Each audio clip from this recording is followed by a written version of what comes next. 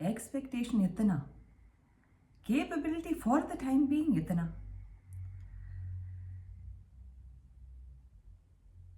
When there are things we'd like, peace, definitely. To be able to meditate, because we've heard that meditation gives peace. Wonderful. But one part of it is we've cultivated a life that is very anti-peace. Be it our food habit, be it our daily routine, our socialization, what we listen to, what we watch, what we engage in, what we keep thinking, what we keep paying attention to, everything. For this reason now, to arrive at the peace level, arrive at the meditative level, arrive at the... There are certain things that have to be first removed. Reason for that being, the things that we do have certain effects on us. Food has certain effects, conversations have certain effects, thoughts have certain effects, emotions have certain effects, remembrance have certain effects. The artifacts that we keep in our house also have certain effects. We see something, we remember something, an old letter, some gift someone has given, something keeps triggering off something else. Interaction wise also, certain feelings emerge, good ones also, bad ones also, complicated ones also, indecipherable ones also. Same thing happens when we watch things and listen to things and so forth. Food wise also, food wise is very... We don't really realize how much effect is there in the food. There is energy of the land which it has grown or grown on, be it veg or non-veg. Its lineage, which seed it has come from, which animal it has also come from, what type of manodasha or a state of mind that animal was also in. Continuing. Now the upbringing also, pleasant, not pleasant, vibrations, pollution, now if it has additives, not additives, pesticides ho, hormones ho, etc. All that is there. Now the person is planting in this thing, the water that also comes, that also has memory and vibrations, that is also going in there. The land already has memory in this thing. Now, okay, sunlight come, rain come, okay, cutting time, animal or crop. So now cut also, who cuts? That energy is also there. Where it is stored, that energy is also there. Where it is processed, that energy is also there. Where it is taken to, that energy is also there. How it got there, that energy is also there. Where it is kept and then sold, that energy is also there. Who has sold it, that energy is also there. Who all has touched it, that energy is also there. Who all has bought it and cooked it and then served it, that energy is also there. Where it has been cooked, in what state of mind it's been cooked in, whether we are angry at something else or whatever and cooking and then eat, that also is there. All of it. That is just simply the process now. Now, the emotional state of mind of what we have eaten, because it is also living at one point in time. It was not dead to start with and it has to be living, and otherwise it pran and all that. So the vegetation wise also has its own encoding. The meat also has its own encoding. The fish also has its own encoding. The state of affair, scientifically also it's been proved that plants also shout or scream or go into distress when they are being cut, burnt, or something is happening to them. That is there. Animals though, they verbally scream and try to run away. So that is also there. Now the state of mind and the state of emotions and the intensity of the emotions is also programmed into that flesh or the leaf or the whatever it is that we are eating. That also we now consume. That also we also have. We ate something that was completely terrified right before it died.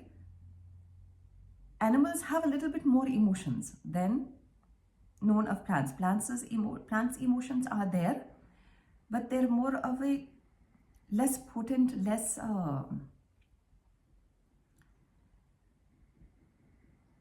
Rajasic and Tamasic of nature per se. They're more of a Sattvic nature. The animal, on the other hand, is not so much Rajasic, but it is Tamasic in nature. not by just because it is non-veg, but the thought process. It does not really have too much of a discernment in per se. It is more, you feed me, you're nice. You beat me, you're not nice. You're my owner, regardless whether you beat me or feed me, you're nice. It's very not so contemplative as far as the thoughts are concerned. Plants are, whether you beat me, you shout me, or this and the other thing, as long as I'm surviving, I will still give shade, I will still give fruit, I will still give flower. The poor thing is still on a Devic temperament. In this now, when something is killed and it is consumed, of course, if it's panting for breath, it cannot breathe. Fish, it's been boiled directly from life into a pot crab. It's been chopped, its head been chopped off, or it's been left to run around and blood spew. All that, it's being tortured. It's not going nicely. It's not an instant death. So now that also is in the encoding of that we consume. Again, it increases our amount of fear. It increases our amount of panic. It increases our amount of anxiety. We cannot watch violent films and serials and TV shows and expect to sleep peacefully at night. All the guns, all the gore, all the will also play there. It's being registered constantly in the subconscious mind.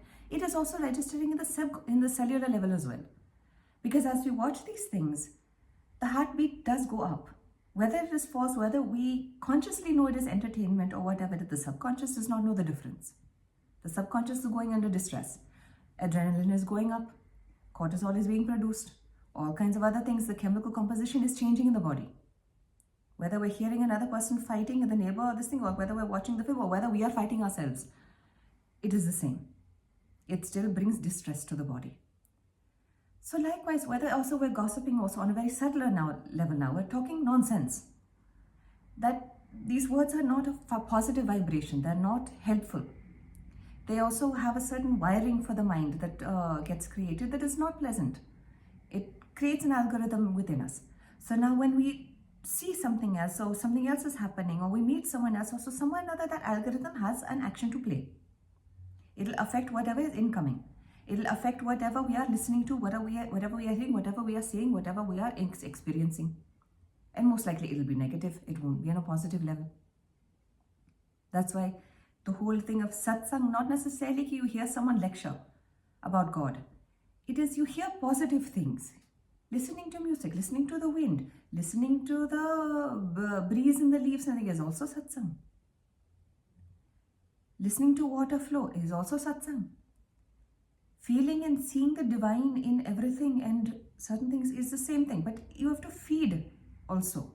Food-wise also, that is eaten this way. Food-wise also, to the rest of the senses also, same thing.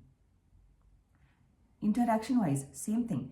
That is why now when we want to meditate, now when we want peace, now when we want to become shant, certain things have to be removed from life. Excess around the house. Too much clothes, too many belongings, books from when we studied, and this memorabilia from childhood, and this love letter and that, and this person gave this gift or whatever, last memory of this thing, whatever, this person died and left, and for remembrance we have kept this thing. No. Out. If it triggers an emotional reaction, out. If we are not using it, out. If it has not been used in the last 2 years, definitely out. There are certain things that are seasonal. Okay, you will wear the sweater in the winter, you won't wear it in the summer, so it gets packed away and put, and then when it comes, and then according to season, your clothes come. That is fine. But if there was something that coat that you've not worn in the last 3 years, out. Give it to someone else who can use. Anything. Be it bartan, wares, vessels, anything, whatever it is. Less things we have in our vicinity, the less clutter there is, the less obstructions there is for energy to flow. Pran also flows in our house as well, in our dwelling also, the same way how pran moves in our body. So the less obstruction we have thought-wise and emotion-wise, the less obstructions we should also have, materially speaking.